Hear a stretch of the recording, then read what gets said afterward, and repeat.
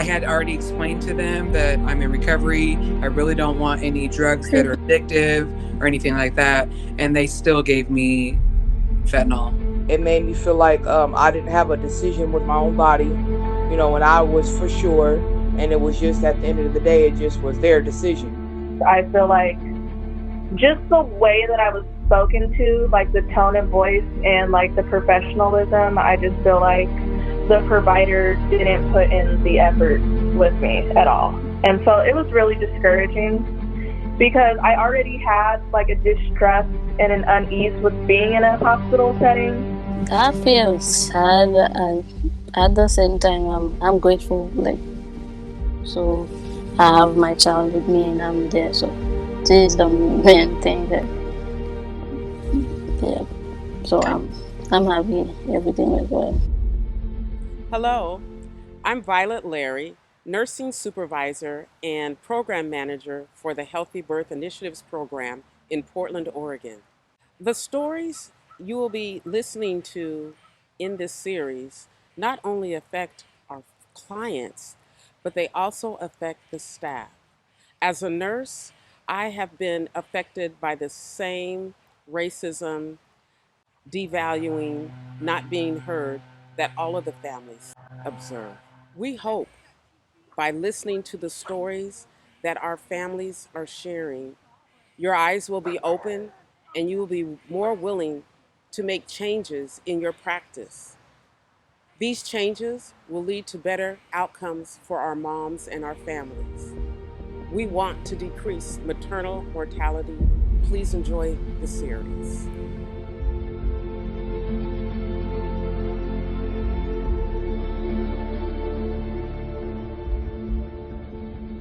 What do you think about us first? Just you telling me in a couple minutes, like what your birth was like. Okay, so my birth went completely unexpected. I had my son at basically like the very beginning of the quarantine when there was like that first lockdown. So I had Noah 2 to 3 weeks after that, and so like the last 2 to 3 weeks of my pregnancy were really kind of just like a lot of uncertainty and like unease. Like this plan and like the expectations and everything that I had thought about and looked forward to my whole pregnancy, it kind of just like changed like overnight one day. Everything about it didn't go as planned. I went 9 days past my due date, so I ended up going in for an induction. So I had to go to the hospital Wednesday night. I had him Thursday, but I wasn't allowed to have my doula there or my mom. So it was just me and my son's father, which that was hard for me to deal with just because of like, Yeah. I wanted more of like an advocate there for me. I really wanted like another woman, especially like a Black woman, because my mom and my doula were both Black women, and I just really wanted that type of support, and I wasn't allowed to receive that. When all this lockdown stuff was first happening, it really didn't feel real all the way. Mm-hmm. And then like I even cried going into the hospital because like back then like COVID was so like scary and unknown. Yeah. That like it was honestly like a worst nightmare to like not have at least my mom there. Yeah. But so it was my first baby, Yeah. So I was interested in an alternative birthing environment where it was outside of the hospital. It was like a birthing center, and I went to go speak to one of the providers there, and like that space was for like healthy, low risk pregnancies, stuff like that. So I should have definitely been able to access that.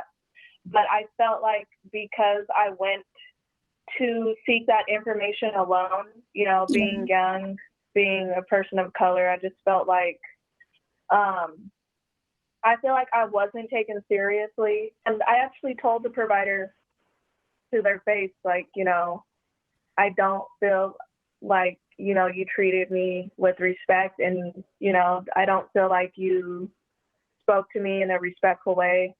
They did acknowledge what I had said and pretty much said that they were sorry that I had a bad experience. Hopefully when they're having these type of interactions with other people, they can maybe examine themselves more.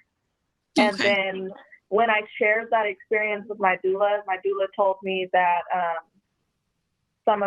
she's heard of other clients having that issue with them. And that program was like for women of color. So I was in the hospital from Wednesday evening until like Saturday around 3 p.m. And like, honestly, the whole time I just really wanted the experience. Like it was kind of just like a thing of like, okay, I just want to get this over with and go home. And every day it was like being dragged out more and more. But because I was giving birth at the hospital, especially during like COVID, I just really wanted to go home. Like I just really wanted to like have my baby and go home. It's just a sad situation. Just a lot. It was a sad situation because the way that they did their rules were like non-negotiable, and it just made me sad because, you know, you never know what the situation is. A doula is like trained to help a client advocate for themselves. And like the doula is just like trained to be a support system. And then like my mom, for sure, she would have made sure that, you know, I was advocated for. And just even the presence of one of them being there would have made me feel more like comforted and secure. We called the hospital like every day for a week, trying to speak to somebody else or see what the rules were. Cause like those first couple weeks, like the rules for the hospital were like changing every few days.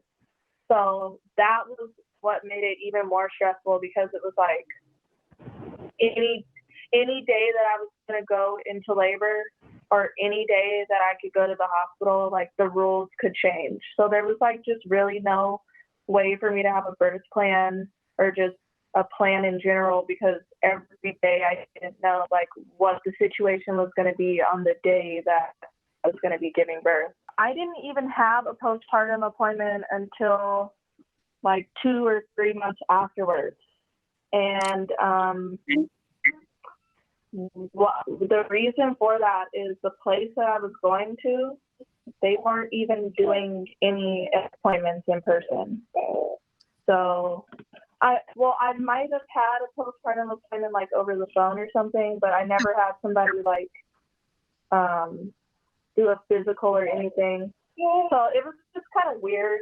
Like for me, it being my first experience, and like my healing process took like longer than average. Like that was just kind of like not ideal for me to not be seen in person. Okay. And I actually went to urgent care to be seen in person before I had my postpartum visit, because I was worried about like my healing and stuff. Okay. So does it sound like there might have been some injuries that you wanted someone to see in person and just that was not an option, so you went to urgent care? Yeah, that's pretty much what the situation was. Okay. When you went into urgent care, do you feel like they listened and looked at your concerns when you went in? Yeah, I had a really good doctor who did a physical, so that was a good experience. Okay. Can you tell me a little bit about that? Like, it sounds like it was positive. So tell me about this positive experience that you had with this provider. So I went to urgent care. I didn't have to really wait or anything because things were really slow because of COVID and everything. Okay. So they took me back. I pretty much just told them my concerns, It was a female doctor. She just really made me feel comfortable.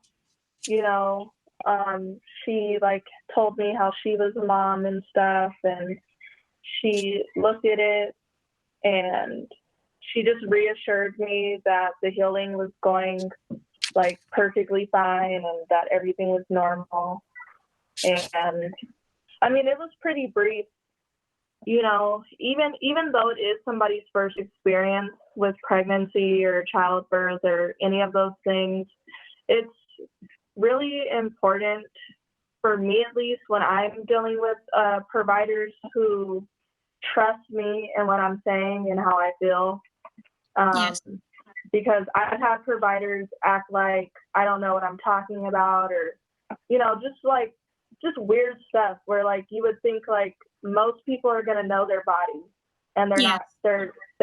If they're coming to a provider with an issue, then it's pretty serious. You know, relationships are complicated, Yes. and sometimes not everybody's in the best situation. That's not the best support for everybody.